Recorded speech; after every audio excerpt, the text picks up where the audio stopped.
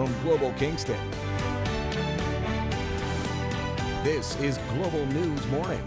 Well, good Wednesday morning. It is February the 23rd. Glad that you could be with us this morning.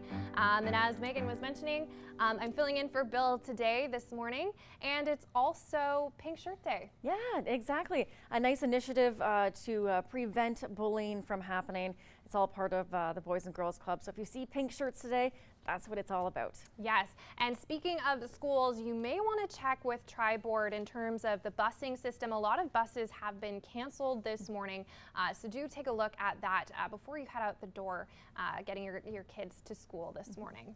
And we are seeing some milder conditions. I know when I walked out the door, I was happily surprised I wasn't dealing with any kind of freezing rain early this morning. But what does the rest of the day look like? Well, as you're mentioning, we've got warmer temperatures this morning. So plus 7 earlier. Now it's looking like it's plus 4 degrees. We do have a slight chance we could see that freezing rain or a little bit of rain, about a 40% chance, but mostly overcast. We've got moderate wind gusts out there. Certain areas also seeing some fog patches this morning. Tomorrow, it's a different story. Temperatures drop to minus 7 degrees, but we've got some sunny periods. It's really on Friday that we see some active weather. We're expecting some snowfall around 10 to 20 centimeters worth and a high of minus 9 degrees. But I will pass things back over now to Megan Culture for your news. Thanks, Erin. Provincial Police and the Ontario Fire Marshal are investigating a fatal fire in Athens Township. Firefighters were called to a home on Upper Old Oak Road late Sunday afternoon. A body was found inside once the fire was put out. Now, police say the name of the deceased will not be released until after an autopsy. The coroner's office is also involved in the investigation. Well, the 4-day work week is becoming a more popular concept for certain businesses in Canada and across the globe.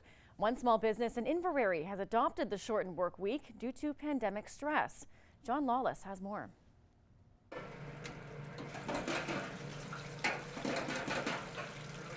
On top of muffins, fresh baked bread, and dinner specials, La Valley's Cookery has something else exciting on the menu, for employees specifically. We recently moved to a 4-day work week, while still be opening for 7 days a week. So we were on week 3 right now with our new work schedule for the staff. The Cookery employees will now work 4 10-hour days in order to keep the 40-hour work week. The change to the shortened week was brought on by stress and burnout during the pandemic. We have to keep staff engaged and happy, not only at work but at home as well. So I started to do some more research on happy, productive staff, and it kept bringing me back to the 4-day work week. According to staff, the change means more energy and motivation while at work and extra time at home. It's great so far. I mean, what's not to love about it, really? It's good that you can have that extra day to sort of do all the tasks that you typically don't get to do unless it's a Saturday. So groceries and banking and all that kind of stuff. The Ontario Liberals have said they plan to explore a 4-day work week if elected this year. But experts say implementing a blanket policy for the 4-day work week likely won't work, and that each company would have to evaluate the possibility themselves. Employers will have to work on, because different work settings is also going to be different, right? They have their own kind of business, their own way of serving their customers or clients. So each business will have to figure it out as to how it's going to work for them. La Valley says she plans to make the 4-day work week a permanent part of her business, as long as her workers are happy. John Lawless, Global News, Inverary. As we edge closer to the June election, it seems Premier Doug Ford is targeting voters on 4 wheels. Matthew Bingley has more on the latest announcements from the province.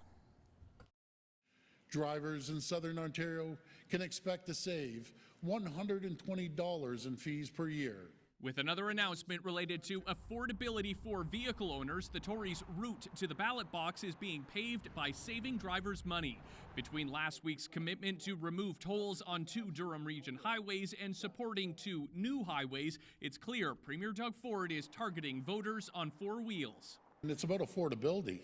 You know, people have been hurt so much over this pandemic, and that's $1 billion that's going back into the economy. But how the Ford government plans to fill the $1.1 billion hole left by axing registration fees while still requiring vehicle registration is unclear. We are returning that money to the taxpayers. That is their money. That is not the Ontario government's money. Those refund checks will be mailed out mere weeks before the election, prompting the NDP to suggest it's a gimmick to gain votes, when the funds could have been used to help more businesses through the pandemic. The government could have been using those dollars to invest in helping people, but they chose not to. The Liberals, like the NDP, aren't discounting the plan or how much the average family could use $120 in this period of high inflation and gas prices. But both say Ford should be more focused on getting a deal struck with Ottawa for affordable childcare. That's a real cost of living pressure that a real premier who understood their job could really help to take off the backs of those hardworking families. It's really sad to say that Doug Ford hasn't done it. While questions remain over if that billion-dollar loss will lead to future cuts elsewhere. You're going to ask the premier that, and you'll have to ask the other opposition leaders that, who are all playing footsie with this election gimmick. Winter parking is changing in Kingston to make life easier for residents while maintaining winter maintenance. Now, starting March 1st, the city will trial a new approach to its winter parking bans. For the months of January and February, on-street parking will be prohibited. But the months of March and December, residents can park their vehicles overnight as long as there is no inclement weather where plows are needed.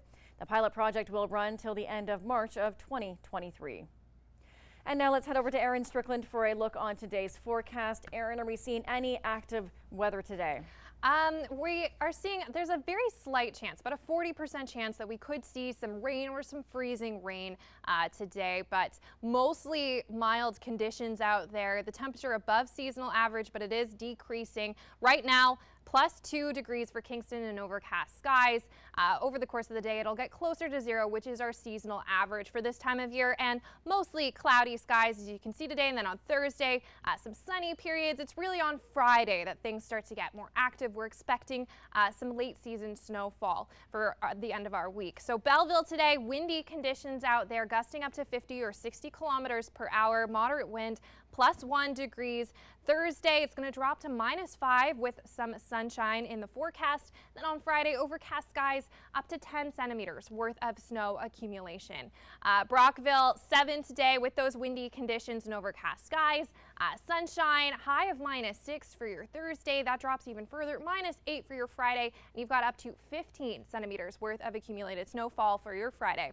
Smiths Falls, you do have, again, that risk of some freezing rain this morning. Also possibly some foggy patches if you're stepping out the door. -1, the high today, overcast skies, mix of sun and clouds for your Thursday, high of -9. That's the same for Friday, again up to 10 centimeters worth of some snowfall. Now taking a look at Kingston's 5-day forecast here now, as we head into the weekend, we are expecting that to be a little bit active, but with some light snowfall. So today, getting there, we've got some windy conditions, high of +4 degrees. Thursday, mix of sun and clouds, high of -7, -9 for our Friday, with again up to 10, maybe even 20 centimeters worth of snow. Now things start to slow down for Saturday, mostly cloudy skies, high of -2. Sunday, up to 3 centimeters at this point of some snow flurries, so light snow, and a high of -1 degrees. All right, well, there's some chaos happening in California. He's called Hank the Tank, and he's got quite the rap sheet, as well as he's wanted. Take a look. Yeah, Hank the Tank is a 500-pound black bear, and he's causing alarm in a town near California's Lake Tahoe, where the massive Bruin has been blamed for breaking into dozens of properties. Oh. Yeah, police say the bear struck again this past Friday, escalating his antics by busting into a locked and secured home rather than his usual operation of entering unlocked garages, in need for food. So the California Department of Fish and Wildlife says Hank is responsible for damage to 38 homes and has triggered more than 150 calls to authorities. Wow, that's a big bear. It is a really, really big bear, and you can see how he'd be able to get into those homes with all that weight behind him, pushing him in there. But they said the latest call, they said they found the bear inside a locked home after he apparently squeezed through a small window. No. Yeah, police say they banged on the exterior of the home until Hank popped back out and scampered off. But can you imagine? 38 homes he has been able to get into and damage. No, I love that wanted poster too. Yeah, he is definitely wanted. All right, we're back after this short break.